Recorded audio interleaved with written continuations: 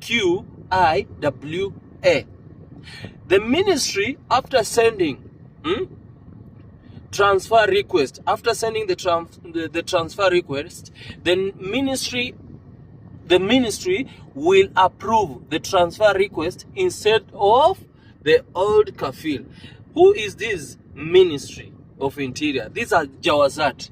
These are only people who will be able to approve your request, okay, for the new kafeel, okay? The transfer request must be completed within 50 days from the date of the ministry approval. The moment the Ministry of Approval approve the request, it should be completed within 15 days. Failure to do that, it will go back to Huroob as usual. It applies both new and old absent from the work. I think from there you get what it means. Kama if at all you want to transfer your ikama to another kafeel, or you run away, you want the new kafeel, I think you get the point from there. Now we go to the final exit under Huroob. Final exit under Huroob. The new rules have allowed the expert employee to get final exit during Huroob. Unaambiwa kwamba rules zenye zimeandaliwa sahizi, wewe unaweza pata final exit ukiwa na Huroob, but final exit must be issued within 60 days of setting the Huroob. Second, if you get the final exit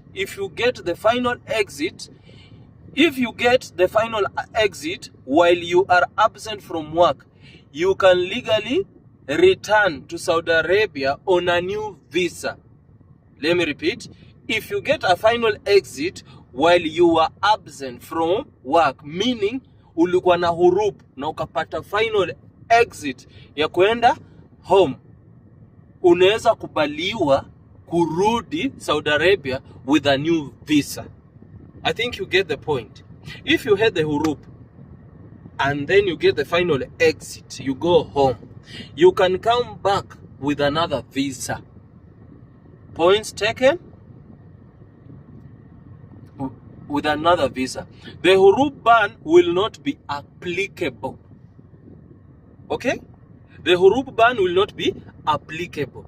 Before, ulikuwa ukirudi ukiwa umepata final exit na ulikuwa na Huroob, hauwezi ukarudi Saudi Arabia. Unapewanga ban ya kama tuseme ilikuanga 5 years ikakuja 3 years, but now nothing.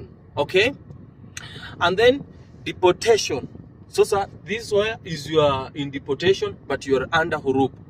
If the expert does not remove the Huroob by getting a final visa or ikama transfer, he will be deported by ministry. If the expert does not remove, if you mwenye uko na Huroob haujatoa by getting a final visa or ikama transfer, he will be deported by the Ministry of Labor. Kama if at all hautatolewa Huroob yako na uko deportation, okay? Uko deportation, watu wenye wako na uwezo wa kukuregesha nyumbani ni Ministry of Labor. Wao ndo watakuregesha back to your country. The Ministry of Labor will take you back to the your country, okay? Those are the only people who can take. So you can report the authorities at the detention center, Tahil. They will detain you, keep you in detention and deport you to your home country. Whoever leaving the country under Huroob, all means you will be banned from entering Saudi Arabia again on a new visa for 5 years. So make sure, let me repeat here. Kuna ka conflict kidogo. Let me repeat. If the expert does not remove the Huroob by getting a final visa on ikama transfer, he will be deported by Ministry of Labor. Unaona, ukifanya mistake uende bila kutolea Huroob, okay?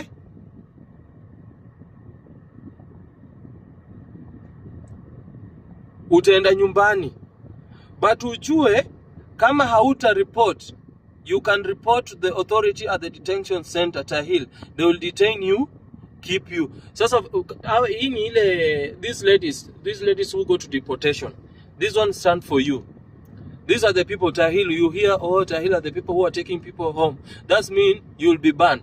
However, leaving the country under Huroob means you'll be banned from entering Saudi Arabia again for new visa for 5 years. So make sure if you're going home, it's better they remove Huroob. If they don't remove Huroob, meaning they will ban you for 5 years.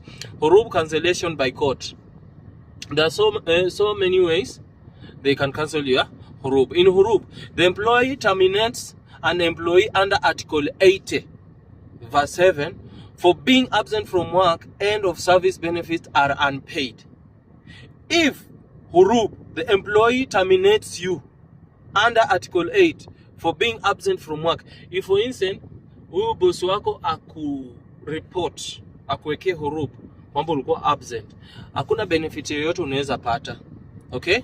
In case of unfair termination while you are not absent from work, you file a labor case against kafeel and prove that Huroob was set with malified intention. For instance, boss wako alikuwekea Huroob intentionally.